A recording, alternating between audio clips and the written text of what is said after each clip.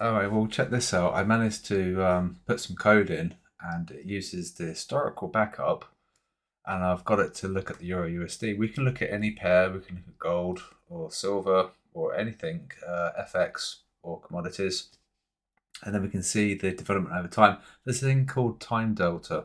So it just simply knows the data and it illustrates it in an animation for us. This is precisely what I was after.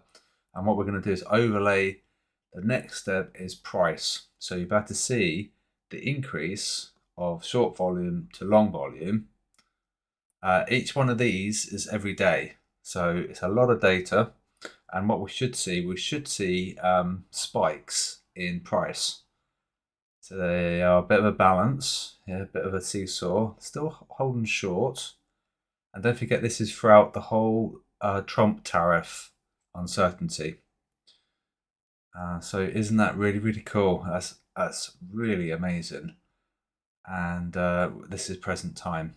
So it goes back to all that date. So they're holding short because of the uncertainty with the tariffs. And it's very, very interesting. We don't have to necessarily look at volumes. We can look at any metric, but volumes is a good way to look at sentiment.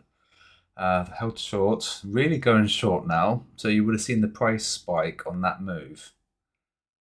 And oh, they had a bit of a. I think that could have been a stop run potentially. They really changed their mind. Isn't that fantastic? So I'm very, very happy with that. It is nerdy, but it's a good selling point for us in the QuasiDB because it just goes to show that we're looking at sentiment more than anyone else right now. And there we go. So we should start to see a price decline at this point in time. And well, the short's going to go. Are they going to overtake? And we ended up with them being more long than short. So that could be ominous for the Euro USD going forward near term. So just a quick video there. I'm really happy, quite amazed that I managed to do it. And it's not that hard, really. It's just a case of just getting to a point where you get stuck and then you ask the AI. It can be Copilot, it can be Grok, it can be anything. You say, well, I'm stuck, I can't get past this bit, please help. And then it will suggest steps and what to do.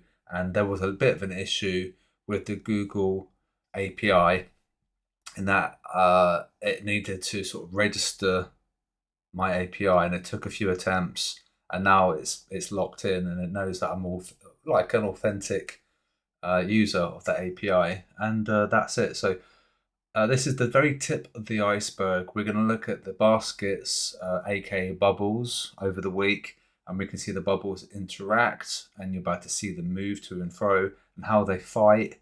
And we're about to get some price data for that as well because it's all been backed up on the Google Sheet. So that's awesome, and hopefully, you understand what's going on and the implications of the power that we've got now because we've got Python injected into the Google Sheet. So here, there. So it can read the Google Sheet and we can do some fancy animations now. So it's really, really cool. So it's a quick update there, and I wish you a great Sunday, and I'll speak to you guys soon.